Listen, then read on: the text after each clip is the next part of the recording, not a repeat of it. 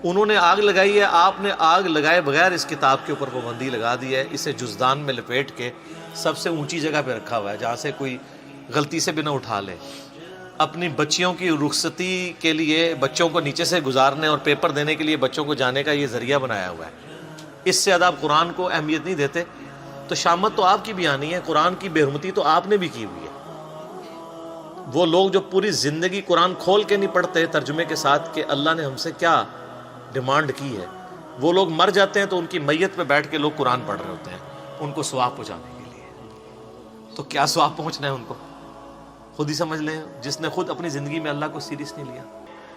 پھر صحیح مسلم میں جو 2950 نمبر حدیث ہے، حجۃ الوداع کی ڈیٹیلڈ حدیث، امام باقر علیہ السلام نے جابر بن عبداللہ سے جو روایت کی ہے، امام محمد باقر بن علی بن حسین بن علی، یعنی امام حسین کے پوتے تھے، امام جعفر کے والد، جابر بن عبداللہ سے وہ روایت کرتے ہیں۔ اس میں الفاظ ہیں، بڑی لمبی حدیث ہے، کہ حجۃ الوداع کے موقع پر نبی علیہ السلام نے فرمایا تھا، میں تم میں وہ چیز چھوڑ کے جا رہا ہوں کہ جسے مضبوطی سے پکڑ لوگے تو میرے بعد کبھی بھی گمراہ نہیں ہوگے، وہ اللہ کی کتاب ہے۔ مسلم شریف میں صرف اللہ کی کتاب کا ذکر ہے۔ ہاں ایک حسن درجے کی روایت ہے، اس کو سپورٹو، وہ المستدرک الحاکم میں ہے، انٹرنیشنل نمبر کے مطابق 318 کتاب العلم چیپٹر میں، کہ میں اپنے بعد تم میں دو چیزیں چھوڑ کے جا رہا ہوں، ایک اللہ کی کتاب اور دوسری اس کے رسول کی سنت صلی اللہ علیہ وسلم، ان کو پکڑ لینا، کبھی بھی گمراہ نہیں ہوگا۔ اور ظاہر ہے سنت کو ماننا قرآن کو ماننا ہی، قرآن نے ہی ہمیں سنت کی طرف ترغیب دلائی ہے نا، من یطع الرسول فقد اطاع اللہ، جس نے رسول اللہ کا حکم مانا گویا اس نے اللہ کا حکم مانا۔ قل ان کنتم تحبون اللہ فاتبعونی یحببکم اللہ، اگر تم اللہ سے محبت کرتے ہو تو پھر نبی علیہ السلام کی اتباع کرو، پھر اللہ بھی تم سے محبت کرے گا۔ تو حجۃ الوداع پہ بھی قرآن، پھر حجۃ الوداع کے بعد جو خطبہ غدیر خم کا،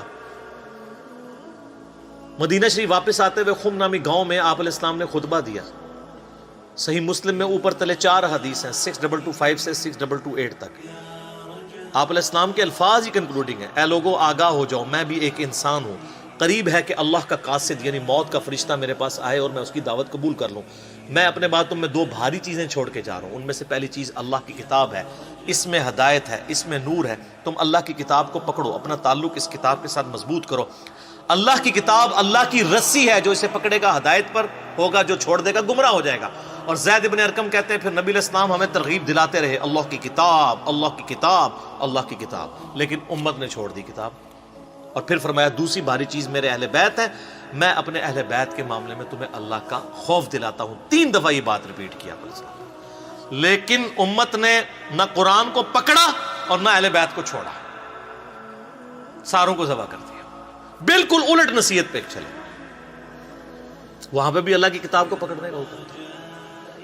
پھر بخاری اور مسلم دونوں میں حدیث ہے، نبی اسلام کے وفات والے چیپٹر میں عبداللہ ابن ابی اوفا سے کسی نے پوچھا کہ بتائیے کہ یہ وصیت کرنا کیوں ضروری ہے، کیا اللہ کے نبی علیہ السلام نے بھی وصیت کی تھی؟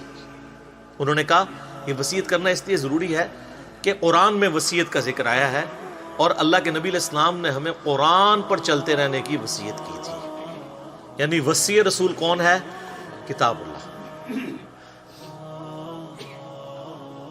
پھر صحیح مسلم میں حدیث ہے 1897، سیدنا عمر کہتے ہیں کہ میں نے نبی علیہ السلام سے خود سنا تھا کہ اللہ تعالیٰ اس کتاب کی وجہ سے لوگوں کو عروج دے گا اور اس کتاب کی وجہ سے ذلیل کرے گا۔